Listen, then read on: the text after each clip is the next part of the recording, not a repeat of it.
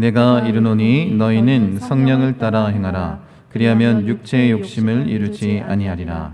육체의 소욕은 성령을 거스르고 성령은 육체를 거스르나니 이 둘이 서로 대적하므로 너희가 원하는 것을 하지 못하게 하려 함이니라. 너희가 만일 성령의 인도하시는 바가 되면 율법 아래에 있지 아니하리라. 육체의 일은 분명하니 곧 음행과 더러운 것과 호색과 우상숭배와 주술과 원수 맺는 것과 분쟁과 시기와 분냄과 당짓는 것과 분열함과 이단과 투기와 술취함과 방탕함과 또 그와 같은 것들이라. 전에 너희에게 경계한 것 같이 경계하노니 이런 일을 하는 자들은 하나님의 나라를 유업으로 받지 못할 것이요 오직 성령의 열매는 사랑과 희락과 화평과 오래 참음과 자비와 양선과 충성과 온유와 절제니 이 같은 것을 금지할 법이 없느니라. 그리스도 예수의 사람들은 육체와 함께 그 정욕과 탐심을 십자가에 못 박았느니라. 만일 우리가 성령으로 살면 또한 성령으로 행할지니 헛된 영광을 구하여 서로 노엽게 하거나 서로 투기하지 말지니라. 아멘. 네. 이 말씀을 의지해서 성령의 열매 맺는 삶이라는 제목으로 하나님 말씀 함께 나누기 원합니다. 우리 말씀 듣기 전에 옆에 계신 분들과 함께 인사하겠습니다. 성령의 이끄심을 따라 걸어갑시다. 함께 인사하겠습니다. 성령의 이끄심을 따라 걸어갑시다. 아멘. 네. 오늘부터 이제 성령의 열매 맺는 삶이라는 주제를 가지고 함께 하나님 말씀 나누기를 원합니다. 우리가 이렇게 성령의 열매를 온전히 기억하고 그렇게 성령님을 따라 살아갈 수 있기를 원합니다. 새벽에 기도하면서 우리가 그동안 나누었던 이 성령의 열매에 대해서 좀 깊이 있게 생각해보는 시간을 가졌습니다. 그런데 이 9가지 열매, 이 핵심 메시지 다 제가 전했지만 다 기억이 나지 않는 거예요. 여러분들도 혹시 그렇지 않습니까? 아마 지금 9가지 열매에 대해서 다 같이 한번 외쳐봅시다 하면 우리가 이 9가지를 다 되뇌이는 것이 참 쉽지 않은 것 같습니다. 그런데 분명하게 하나님이 우리에게 원하시는 것이 있는데 이 성령의 열매를 맺고 하나님 앞에 온전한 모습으로 서는 것, 그것을 원하시는 것 아니겠습니까? 우리가 그렇게 하나님 앞에 나아가 설 수 있는 자가 되기를 원합니다. 그래서 이런 마음이 들었습니다. 성령의 열매를 맺는 삶이 무엇인지 다시 한번 우리 마음 가운데 새기는 시간이 되었으면 좋겠다라는 마음을 갖고 이 제목으로 함께 말씀을 나누길 원합니다. 이런 바울은 자신이 신앙생활하면서 특히 교회를 세우고 교회 안에서 일어나는 많은 문제점들을 보아왔을 것입니다. 그리고 교회를 향해서 지금 이 본문 말씀을 전해주고 있는 것 아니겠습니까? 우리가 읽었던 이 말씀은 사실 지금 이 시대를 살아가는 우리에게도 굉장히 중요하고 아주 깊이 있는 의미가 담긴 메시지입니다. 이 포스트 코로나 이후로 한국 교회를 향한 신뢰도가 18%밖에 되지 않는다고 합니다. 이런 상황 가운데 과연 우리가 어떻게 하면 사회적 분위기를 뒤집고 이 초대교회 같은 교회 이미지를 다시 한번 만들 수 있는지, 그래서 모든 사람이 교회를 향해서 선한 마음과 또 우리를 향한 정말로 하나님의 하나님을 닮은 삶을 사는 자라는 그런 확신을 가지고 교회를 향해 이제 좋은 의도, 선한 의도로 바라볼 수 있게 할 수 있는 방법이 무엇인가에 대해서 우리가 찾는 그런 시간이 되기를 원합니다. 미국 뉴욕에 리디머 장로교회를 설립한 이 팀 켈러 목사님이 갱신의 길이라는 글에서 이런 말을 하셨습니다. 선지자 엘리야는 갈멜산에서 제단을 쌓았지만 번제물에 불을 붙인 것은 하나님이십니다. 그리고 나서 뭐라고 얘기하냐면 우리는 제단을 만들면서 하나님이 부흥의 불을 당기도록 기도해야 됩니다. 이렇게 말을 했습니다. 정말 안타까운 것이 지금 한국교회가 이렇게 어려워진 이유 중에 하나를 우리가 이렇게 찾아볼 수 있을 것 같습니다. 한국교회는 열심히 제단도 만들었고 그 불도 누가 당기려고 한 거예요? 하나님께서 하신 것이 아니라 인간적인 생각으로 그렇게 불을 지피려고 했던 것 같습니다. 그래서 이런 문제가 발생한 것 아니겠습니까? 어쩌면 우리의 신앙의 모습도 그런지 모르겠습니다. 열심히 제단을 쌓고 그 불을 하나님이 내리셔야 되는데 누가 내리려고 했다고요? 내 노력으로, 내 의지로. 그렇게 했던 모습들이 담겨 있는 것은 아닙니까? 그래서 참 안타까운 것 같습니다. 그래서 우리의 신앙을 한 번 더 점검해 볼 수 있는 시간이 되기를 원합니다. 시편 50편을 보면, 우리가 새벽에 항상 나누는 말씀, 시편 50편에 보면 좀 다른 시편과는 다른 그런 점이 있습니다. 보통 시편은 인간의 입장에서 하나님께 올려드리는 기도를 담은 것이 시편입니다. 근데 이 50편은 반대입니다. 하나님께서 우리에게 주시는 그런 말씀이 기록되어 있습니다. 그러니까 시편, 다른 시편과는 전혀 다른 구성으로 되어 있는 것입니다.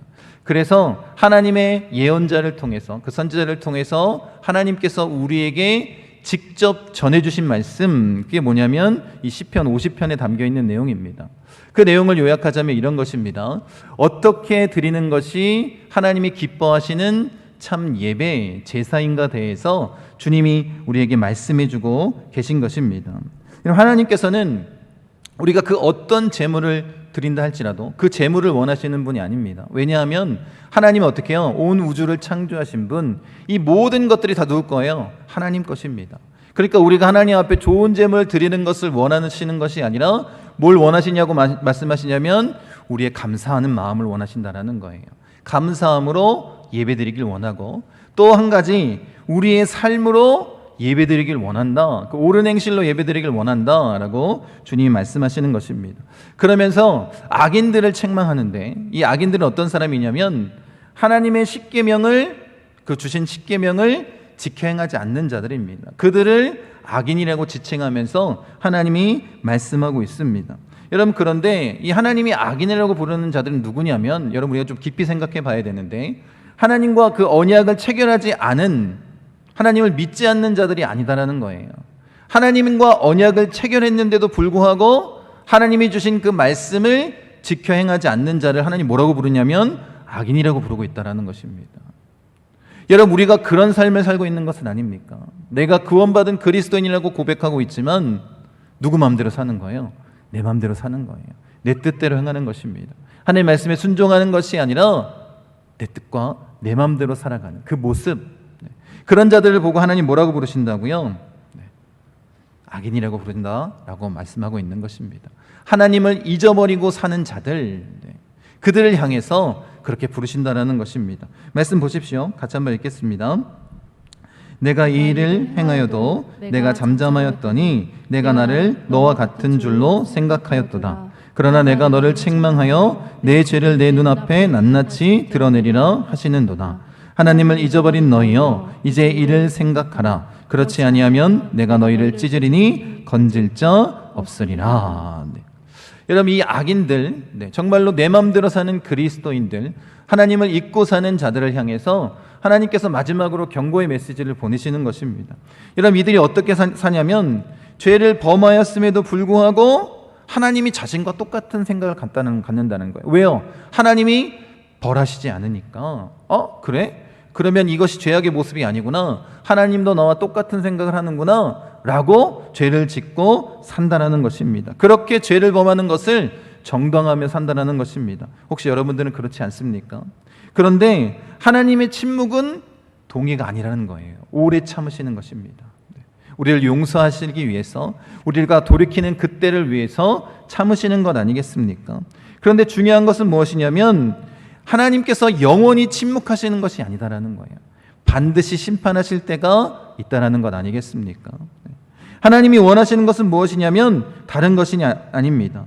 여러분, 진정으로 우리가 하나님 앞에 온전한 예배를 드리는 것 아니겠습니까? 우리의 감사와 옳은 행실과 우리의 삶으로 그렇게 예배하기를 원하시는 것입니다. 여러분, 그래서 마지막에 이 50편 마지막 절에 강력하게 우리에게 이렇게 권면하는 거예요. 그 말씀을 같이 한번 읽어보겠습니다. 감사로 제사를 드리는 자가 나를 영화롭게 하나니 그의 행위를 옳게 하는 자에게 내가 하나님의 구원을 보이리라. 이게 하나님이 원하시는 거라는 거예요. 감사로 예배드리고 어떻게? 그 행위를 옳게 하는 자들, 그들에게 어떻게 한다는 거예요? 하나님의 구원을 보이시겠다라고 말씀하십니다. 이런 삶의 모습을 원하는 거예요. 우리가 구약에서도 살펴보았지만 분명하게 하나님께서 우리에게 원하시는 게 무엇이냐면 삶의 예배 아니겠습니까? 신약에서도 마찬가지입니다. 예수님께서 성령을 우리에게 보내주신 이유가 뭐예요? 성령님이 우리와 늘 동행하심으로 우리가 어떻게 해요? 성령의 인도하심 따라 참된 삶의 예배로 하나님 앞에 나아가는 건 아니겠습니까? 그 일상을 예배로 드리는 것을 주님이 원하신다는 것입니다. 바울도 마찬가지입니다. 그래서 바울이 분명하게 말하는 게 그거예요. 합당한 예배, 영적인 예배는 우리 몸을 거룩한 산제물로 드리는 것이다 라고 말하고 있습니다. 여러분, 그렇게 이 세대를 본받지 않고 하나님이 기뻐하시고 온전한 뜻이 무엇인지를 분별하는 것, 그로 말미암아 어떻게 사는 거예요? 그 행위를 옳게 하는 삶을 사는 것, 이것이 뭐라고 얘기하는 거예요? 하나님이 기뻐하시는 참된 예배, 영적인 예배, 합당한 예배라고 말씀하고 있는 것입니다. 여러분, 누구보다도 복음을 위해서 살아왔고 예수 그리스도를 이 땅 가운데 온전히 전하고 그 하나님 나라를 경험하기 위해서 몸부림치며 살았던 바울이 지금 오늘 읽었던 이 본문 말씀을 통해서 우리에게 그 마음을 그대로 전해주고 있는 것 아니겠습니까? 우리가 어떻게 살아야 된다고요? 온전한 모습으로, 삶의 예배로, 그렇게 하나님이 원하시는 그 뜻대로 우리가 살아내야 된다라고 말하는 것 아니겠습니까? 여러분, 그래서 우리가 좀 기억했으면 좋겠습니다. 우리가 신앙생활할 때 부딪히는 두 세력이 있습니다. 하나는 육체이고 또 하나는 성령입니다. 죄의 본성과 생명의 법인 이 성령이 충돌하는 거예요. 그것을 지금 바울이 이렇게 얘기하고 있습니다. 17절 말씀 같이 한번 읽겠습니다. 육체의 소욕은 성령을 거스르고 성령은 육체를 거스르나니 이 둘이 서로 대적함으로 너희가 원하는 것을 하지 못하게 하려 함이니라. 네. 지금 바울이 권면하는 것이 이것입니다. 16절에 보면 이 일을 위해서 어떻게 하냐면 성령을 따라 행하라 라고 말하고 있습니다. 이 성령을 따라 행하다는 의미가 어떤 의미냐면 성령에 의해 계속 걸어간다라는 그런 문자적인 의미가 있습니다. 여러분, 그러니까 성령님과 함께 동행하는 삶을 살아야 된다는 거예요. 그래야지 육체의 소욕을 이길 수 있다는 것입니다. 하나님께서 성령을 보내주신 목적이 무엇이냐면 이 육체의 소욕과 성령의 소욕이 부딪혀서 어떻게 해요? 내가 원하는 대로 하지 못하게 하기 위해서이라고 주님이 말씀하신 것 아니겠습니까? 여러분, 그러니까 우리가 성령을 따라 계속해서 지속적으로 우리 일상 가운데에 주님과 동행하는 삶의 모습을 나타내는 것, 그것이 하나님이 기뻐하시는 예배라는 것입니다. 여러분, 그런데 신앙생활하면서 가장 어려운 게 뭐예요? 바로 이 관계 아니겠습니까? 항상 뭐가 충돌합니까? 나의 육의 소욕이 계속해서 성령의 소욕과 충돌하는 거예요. 여러분, 언제 더 많이 넘어지십니까? 유혹의 소욕이 강할 때 여러분 항상 이 성령의 소욕 때문에 여러분 승리하면서 사십니까? 아니면 육의 소욕에 넘어지는 삶을 살고 계십니까? 여러분, 우리가 신앙생활을 해서 와서 알겠지만 이것이 너무나도 힘들다는 거예요. 그런데 우리가 분명하게 기억해야 될 것이 있습니다. 이 기준을 분명하게 세워야 우리가 성령의 소욕대로 살 수 있다는 거예요. 하나님은 죄와 함께 하실 수 없는 분입니다. 이 분명한 기준이 있어야 됩니다. 또 한 가지는 뭐냐면 우리 신앙의 상태가 성령 충만하거나 마귀 충만하거나 둘 중에 하나라는 거예요. 중간은 없다라는 것입니다. 우리가 착각하면서 사는 거예요. 이 중간 상태에 우리가 발을 걸치고 있다라고 착각하면서 살고 있는데 그렇지 않습니다. 내가 성령 충만하지 않다면 뭐 한 거라고요? 죄악으로 가득한 마귀 충만한 상태라는 거예요. 그러니까 육체의 소욕으로 살든가 성령의 소욕을 가지고 살든가 둘 중에 하나라는 것입니다. 여러분, 이것을 꼭 기억하시기 바랍니다. 여러분, 그래서 우리가 성도라 할지라도 우리가 구원받은 그리스도인이라고 백성이라고 말한다 할지라도 육체의 소욕을 가지고 끝까지 살아간다면 하나님은 뭐라고 부르실 수밖에 없다고요? 악인이라고 부를 수밖에 없고 너희가 나를 잊었다라고 말할 수밖에 없다라는 것입니다. 여러분, 그리스도인은 성령을 따라 사는 자들입니다. 이것을 잊지 마시기 바랍니다. 여러분, 우리가 성령의 소욕대로 산다면 우리가 그 육의 소욕이 없을 수는 없습니다. 항상 육의 소욕이 우리와 충돌합니다. 그런데 어떻게 한다라는 거예요? 그러함에도 불구하고 내가 원하는 대로 사는 것이 아니라 성령의 소욕대로 살도록 누가 역사하시는 거예요? 성령님이 나를 붙잡아 주시고 역사해 주신다는 거예요. 이것을 잊지 말라라는 것입니다. 그럼 반대로 어떤 의미겠습니까? 성령 없이는 그리스도인의 삶을 살 수 없다라는 거예요. 우리가 너무나도 착각하면서 살고 있는 것 아니겠습니까? 여러분, 교회 안에서만, 이 성전 안에서만 거룩하고 성령 충만한 척하면 아무 소용이 없다라는 거예요. 여기에 있는 시간은 채 2시간이 되지 않지 않습니까? 나머지 그 시간, 그 긴 시간, 우리의 일상 가운데 여러분들이 육의 소욕에 빠져 산다면 하나님을 잊고 사는 것입니다. 이것을 잊지 마시기 바랍니다. 여러분, 그래서 우리가 지속적으로 성령을 따라 살아갈 수 있도록 노력하는 자가 되길 원합니다. 그래서 바울이 본문을 통해서 분명하게 우리에게 전해주고 있는 핵심 말씀이 24절 25절입니다. 같이 한번 읽겠습니다. 그리스도 예수의 사람들은 육체와 함께 그 정욕과 탐심을 십자가에 못 박았느니라. 만일 우리가 성령으로 살면 또한 성령으로 행할지니. 그래서 그리스도인의 삶이 뭐라는 거예요? 그 십자가에서 예수와 함께 죽고 예수와 함께 사는 자가 됐다라는 거예요. 자신의 모든 것을, 그 정욕을 다, 육체적인 것들을 못 박았다라는 것입니다. 그래서 어떻게 한다는 거예요? 성령을 따라 사는 자. 그래서 성령으로 행하는 자가 되기를 원하는 것 아니겠습니까?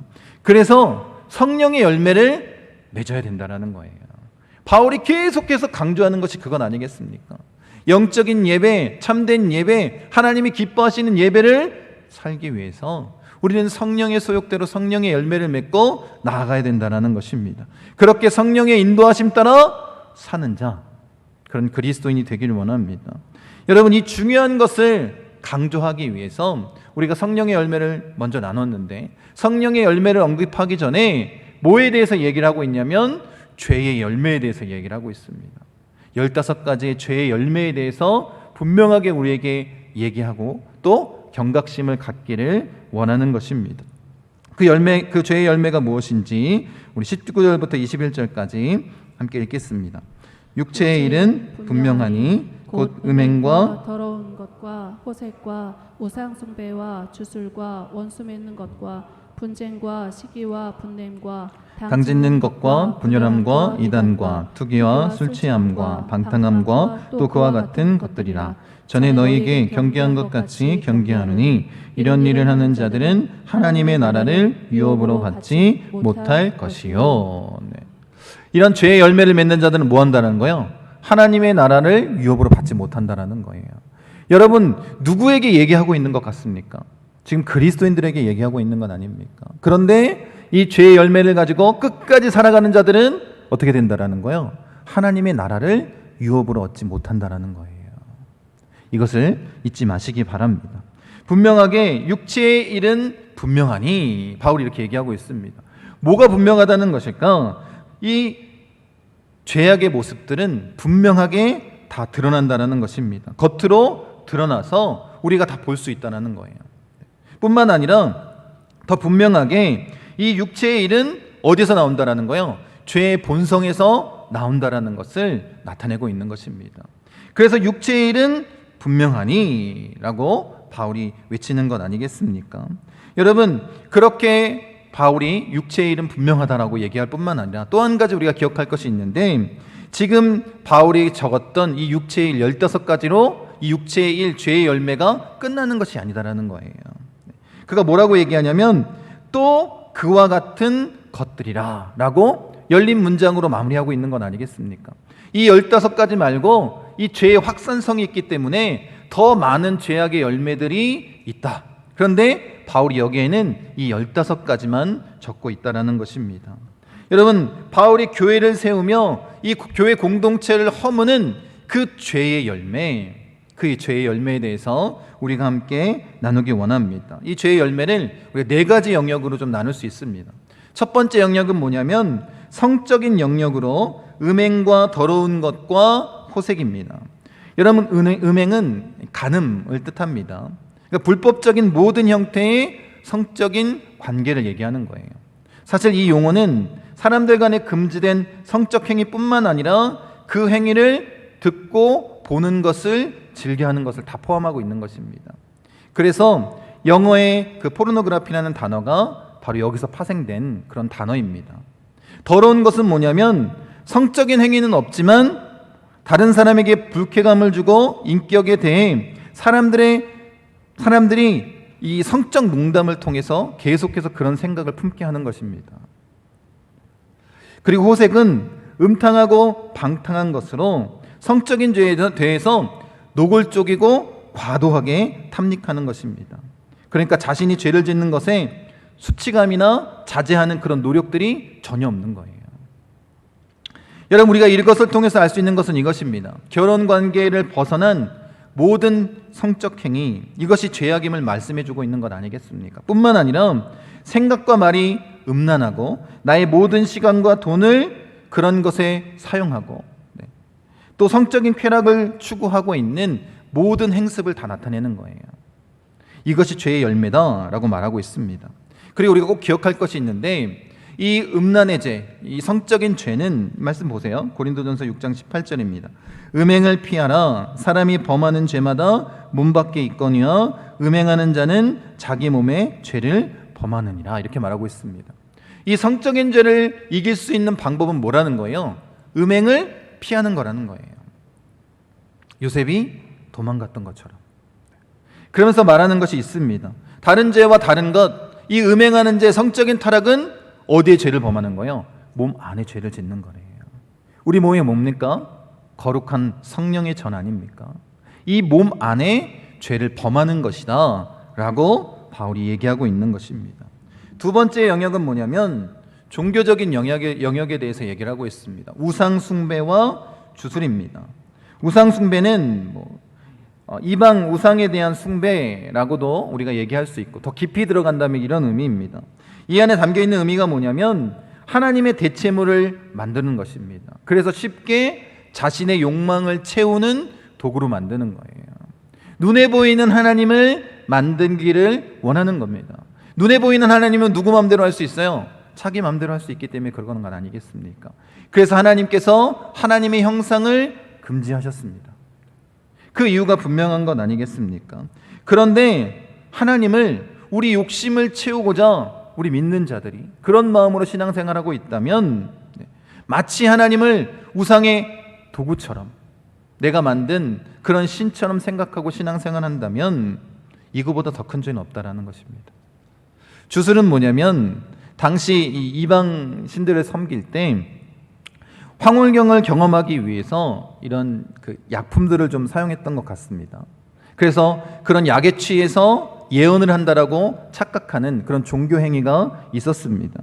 그렇게 예언을 하는 이유가 뭐냐면 다른 게 아닙니다. 개인의 사욕을 채우기 위해서 그런 일들을 자행하는 것 아니겠습니까? 그렇게 자기 자신이나 사탄에게서 나오는 그 예언을 듣고 그렇게 살아가는 것입니다. 그렇게 점을 보며 미래를 알려고 하는 것이 죄악 아니겠습니까? 그래서 주님은 분명하게 우리에게 말씀하셨습니다. 보지 않고 믿는 믿음이 더 큰 믿음이라고 말씀하시지 않습니까? 우리의 신앙은 뭐냐면 미래를 보고 믿는 것이 아니라 하나님의 말씀을 듣고 믿는 거예요. 듣고 읽고 믿는 것 아니겠습니까? 여러분, 반드시 기억하십시오.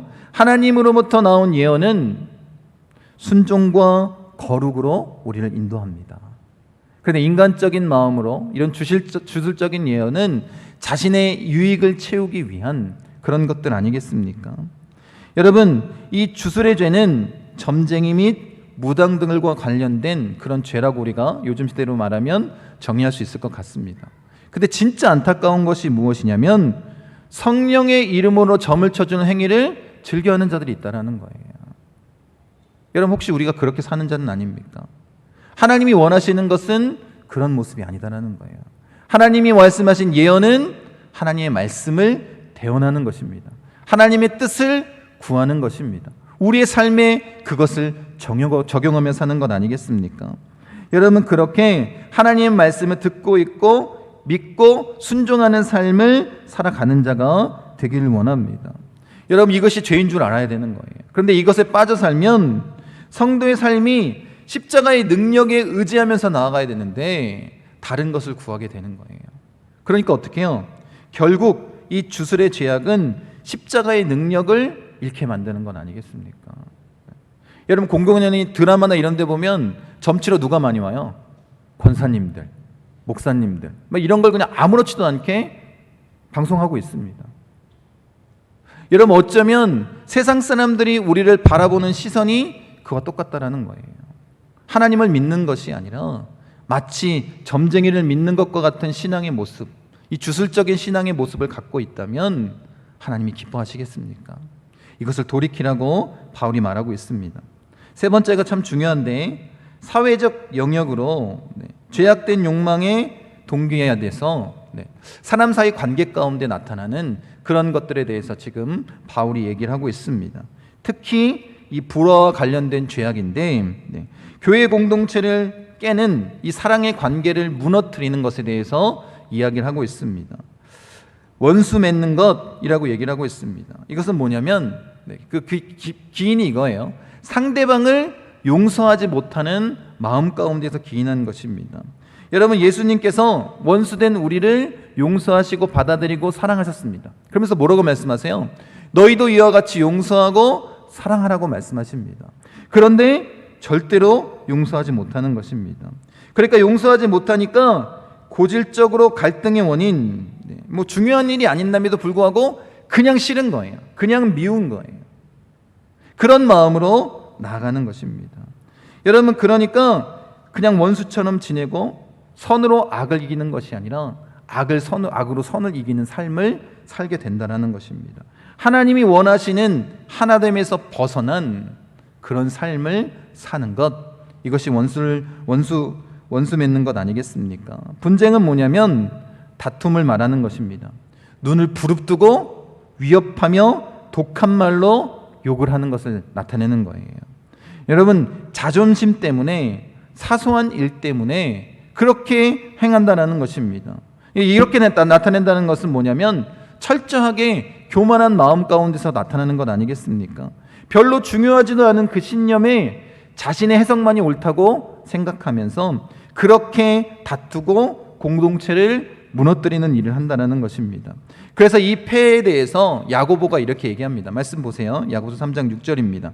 혀는 곧 불이요 불의의 세계라. 혀는 우리 지체 중에서 온몸을 더럽히고 삶의 수레바퀴를 불사르나니 그 사르는 것이 지옥불에서 나느니라. 이렇게 말하고 있습니다. 여러분, 우리 분쟁을, 그 다툼을 야기하는 것을 내려놓기를 원합니다. 시기는 뭐냐면 남이 나보다 인기가 좋아지거나 잘 되는 것을 불쾌하게 여기는 것입니다. 성경의 대표적인 인물로 누가 등장하냐면 사울이 등장합니다. 이런 시기심이 가득하면 되게 옹졸해지고 뒤에서 뭘 하냐면 작당을 하는 경우가 굉장히 많습니다. 근데 교회 안에서도 시기가 싹 트면 이런 일들이 벌어지는 거예요. 뒤에서 이상한 일들을 벌이기 시작합니다. 이게 얼마나 안타까운 일입니까? 이런 바울이 그래서 분명히 뭐라고 얘기했냐면 남을 나보다 나은 사람으로 여기라고 말하고 있습니다. 여러분, 그거 주님의 마음으로 우리가 그렇게 사람들을 바라볼 수 있다면 이 시기심이 사라지는 건 아니겠습니까? 여러분, 이 시기하여 다투는 것은 공동체를 허무는 가장 큰 주범이라는 것을 잊지 마시기 바랍니다. 분냄은 뭐냐면 미련한 자의 특징입니다. 분냄은 혈기를 의미하는데 미련한 자는 분노를 당장에 나타내거니와 잠언서는 그렇게 기록하고 있습니다.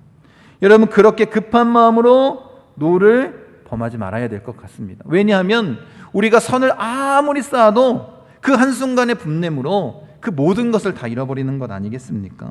분노 때문에 그 귀한 수고를 한 방에 무너뜨릴 수 있다는 것입니다. 그래서 사람이 성내는 것이 하나님의 의를 이루지 못한다라고 야고보는 기록하고 있는 것입니다.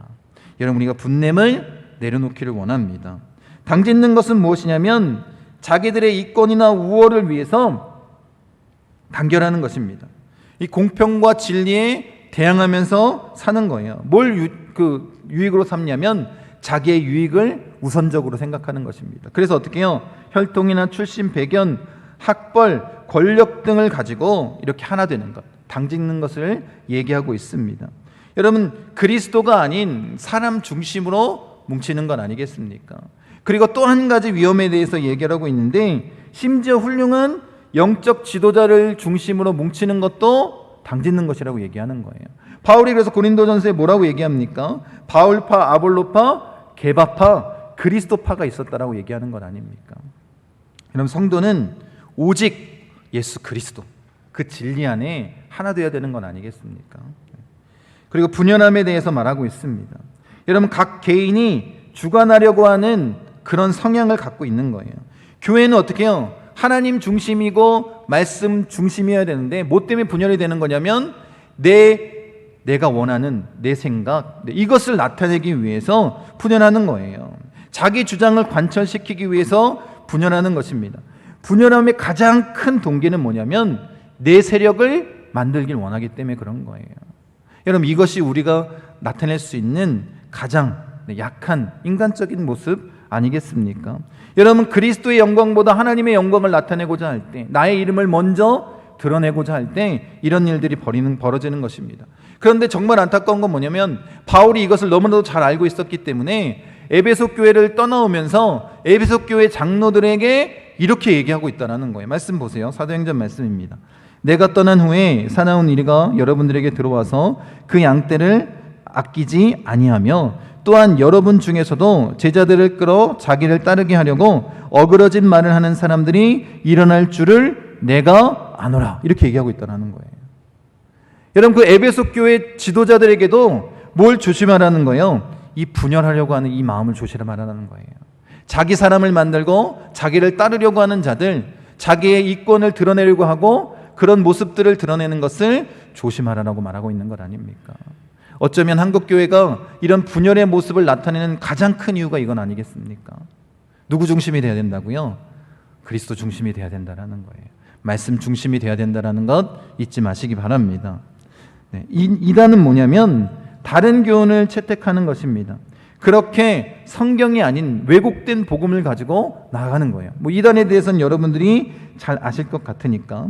여러분, 이단을 이길 수 있는 길은 다른 것이 아닙니다. 성경적인 복음의 확신을 가지고 복음을 살아낼 때 이길 수 있는 거예요. 말씀 보세요. 같이 한번 읽겠습니다.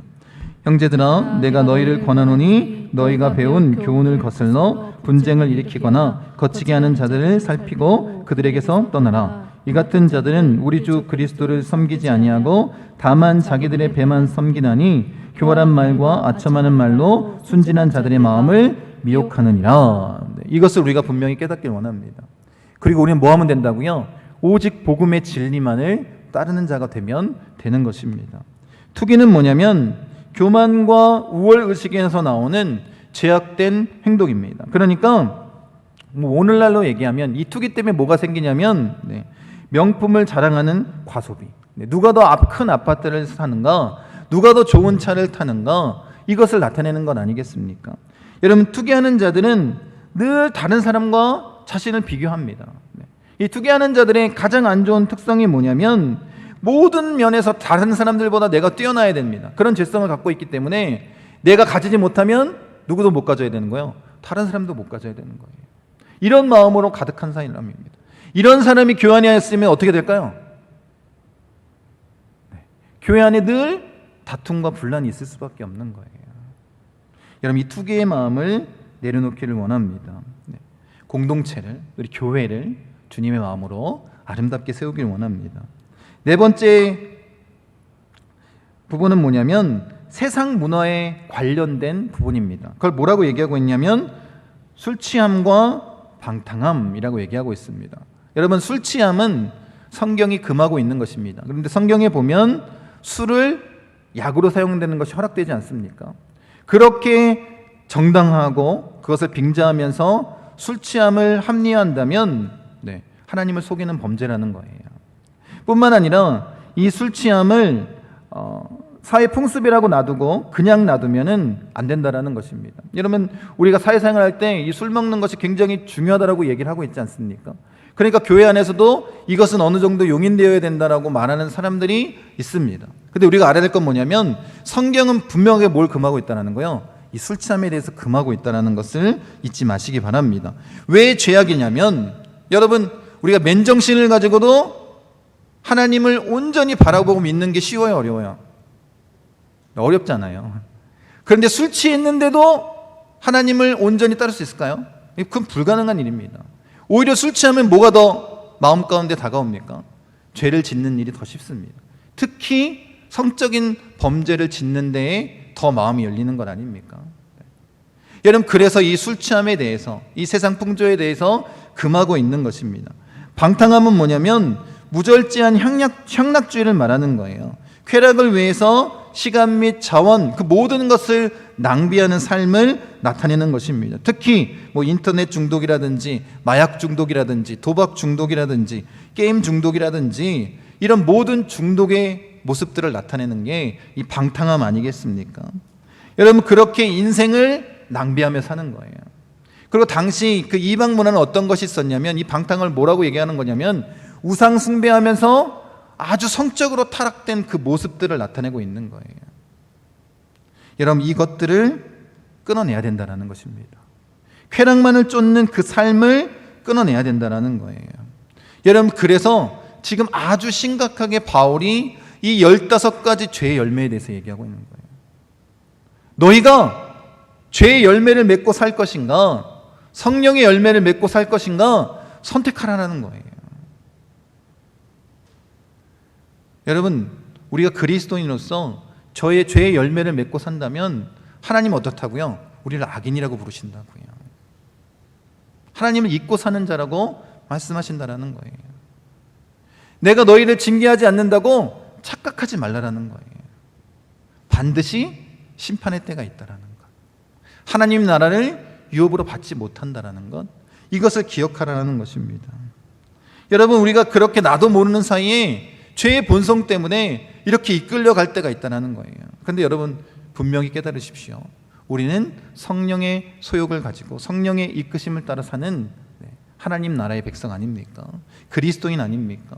그렇다면 이것을 이겨내기 위해서, 성령의 열매를 맺기 위해서, 나의 몸을 거룩한 산제물로 하나님께 드리기 위해서 우리가 몸부림치며 살아가는 것, 이것이 그리스도인의 삶의 모습이라는 거예요. 그렇게 살아내기를 바울이 지금 절절한 마음을 가지고 지금 토해내고 있는 것 아니겠습니까? 그 음성을 우리가 듣기를 원합니다. 여러분, 우리가 그리스도인이지만 이런 죄의 열매 앞에서 넘어질 때가 너무나도 많습니다. 그래서 제가 SNS에서 사탄이 유혹하는 7가지 방법에 대해서 이렇게 적어놓은 글을 봤습니다. 보세요. 첫 번째가 뭐냐면 이렇게 얘기한다는 거예요. 야, 누구나 다 해. 이런 얘기를 한다는 것입니다. 두 번째는 신앙생활은 나이 들어서 해도 늦지 않다. 그러니까 뭐라는 거예요? 젊었을 때 즐기라는 거예요. 그리고 아주 작은 것이니까 괜찮아. 이건 죄의 축에도 들지 않아. 다른 사람들 봐봐. 더 큰 죄를 지으면서도 아무렇지도 않게 살아가고 있다. 그리고 또 뭐냐면 아무도 보지 않는다. 아무도 보지 않으니까 괜찮아. 그리고 딱 한 번은 괜찮아. 그럼 어떻게 될까요? 딱 한 번 저지르면 그 뒤로는 너무나도 쉽게 무너진다라는 거예요. 너무 힘들게 살았으니까 당연한 거야. 너 힘들지? 술 한잔 하는 거 어때? 너의 오늘 하루의 피로를 그것으로 풀어라. 이런 마음을 갖게 한다는 것입니다. 그리고 7번째는 뭐냐면 나에게 주어진 좋은 기회이다. 이런 착각을 갖게 한다는 것입니다. 그래서 어떻게 해요? 죄의 열매를 맺는 데에 쉽게 무너지게 만든다는 거예요. 혹시 우리가 그런 삶을 살았던 것은 아닙니까? 여러분, 우리가 깨어나기를 원합니다. 바울은 육체의 열매, 죄의 열매를 맺고 사는 하나님의 백성인 구원받은 성도가 아니라, 그렇게 악인으로 죄의 종로로 타는 자가 아니라 성령의 열매를 맺는 자가 되기를 원하고 있는 거예요. 우리 몸을 거룩한 산제물로 합당한 예배, 그 옳은 행실을 드리는 자가 되기를 원한다는 것입니다. 여러분, 우리가 그렇게 예배하는 자가 되어야 되지 않겠습니까? 여러분, 이 이야기를 나누고 우리가 말씀을 마치길 원하는데, 고인이 된 이여령 전 장관이 국민일보에 본인이 발견한 그리스도인의 4가지 유형에 대해서 이런 기고를 했습니다. 첫 번째 유형이 뭐냐면 발로만 믿는 사람입니다. 그러니까 성경에 보면 누구냐면 마르다와 같은 유형입니다. 그러니까 교회 안에서 이런 사람들이 너무나도 많다는 거예요. 열심을 다해서 부지런히 그렇게 새벽부터 밤까지 봉사하는 그런 열심을 내는 마르다와 같은 유형. 이런 분들의 특징은 뭐냐면 행위를 굉장히 중요시한다는 것입니다. 두 번째 유형은 가슴으로 믿는 사람, 마르다와 같은 유형입니다. 하나님의 말씀을 듣고 깊이 감동하는 사람, 이런 사람들도, 이런 분들도 교회에 많이 있습니다. 가슴으로 받아들이기 때문에 눈물도 많이 흘리고 아멘도 잘하고 마음 깊숙이 또 드러나면서 이 할렐루야 아멘을 참 많이 하는 그런 신앙의 유형이라고 얘기합니다. 세 번째는 머리로만 믿는 사람, 머리로 믿는 사람. 자신이 거기에 해당된다라고 이혜령 장관이 얘기하고 있습니다. 발로 걸어보지도 가슴으로 받아보지도 않고 뭐 하냐면 머리로만 생각하는 거예요. 그렇게 생각으로 거듭하면서 신앙생활하는 것입니다. 머리로만 믿을 경우 결코 하나님을 만날 수도 없고 받아들일 수도 없는 건 아니겠습니까? 자신이 그랬다라고 자신의 깨달음을 한번 고백한 것 같습니다. 그리고 마지막 네 번째 유형이 뭐냐면 이 모든 것을 종합한 몸으로 믿는 사람이라는 거예요. 발로도 또 가슴으로 또 머리로 온 몸으로 그렇게 하나님을 예배하고 만나는 사람, 거룩한 산제물로 바울이 얘기한 것처럼 그렇게 하나님 앞에 온전히 드리며 예배하는 사람, 온몸으로 예배하는 사람이라고 얘기합니다. 온몸으로 믿는 사람이 온전한 신자라고 그가 고백하는 거예요. 예수님의 전형이라는 것입니다. 그리고 이 땅의 선한 목회자와 성도들이 몸으로 믿는 신자일 것이다 라고 이렇게 글을 마무리하고 있습니다. 여러분, 이런 부정적인 사회 가운데 교회가 희망을 갖고 있는 유일한 이유는 뭐냐면 이렇게 몸으로 믿는 거룩한 신자들이 아직도 남아있기 때문에 그런 거 아니겠습니까? 여러분들이 그 한 사람이 되길 원합니다. 여러분들이 그 그루터기가 되길 원합니다. 다 망한 것 같지만 정말 이 몸으로 거룩한 산제물로 하나님 앞에 온전히 예배하는 자가 되기를 원합니다. 그때 변화가 나타나는 것 아니겠습니까? 그렇게 이 성령의 열매, 이 9가지의 맛을 온전히 나타낼 수 있기를 원합니다. 그렇게 하나님께서 원하시는 것은 다른 건 아니지 않습니까? 우리가 살펴본 것처럼 구약시대 때도 마찬가지고 신약시대 때도 마찬가지고 성령의 시대 때도 마찬가지 아닙니까? 뭐 어떻게 살라라는 거예요? 성령의 열매를 맺고 살라라는 거예요. 거룩한 산제물로 하나님께 예배하는 자가 되라는 건 아니겠습니까? 그렇게 성령을 따라 행하는, 성령님과 늘 동행하면서 나의 모든 권한을 다 내려놓고 하나님의 뜻대로 나아가는 것, 그것을 원하는 것 아니겠습니까? 이게 그리스도인이라는 거예요. 우리에게 동일하게 전하고 있는 것 아니겠습니까? 여러분, 성령으로 하나님께 온전히 감사하고 온 몸으로 하나님의 감사의 제사를 드리는 자가 되기를 원합니다. 여러분, 자기를 부인하고 자기 십자가를 지고 나는 죽고 예수로 사는 자가 되기 원합니다. 나 중심의 삶에서 하나님 중심으로 변화된 자가 되기를 원합니다. 그렇게 성령님과 함께 걸어갈 때, 예수님과 함께 걸어갈 때 우리가 천국을 누릴 수 있는 건 아니겠습니까? 그런 우리 목포순복음 중앙교회 성도님 되시기를 간절히 축원드립니다.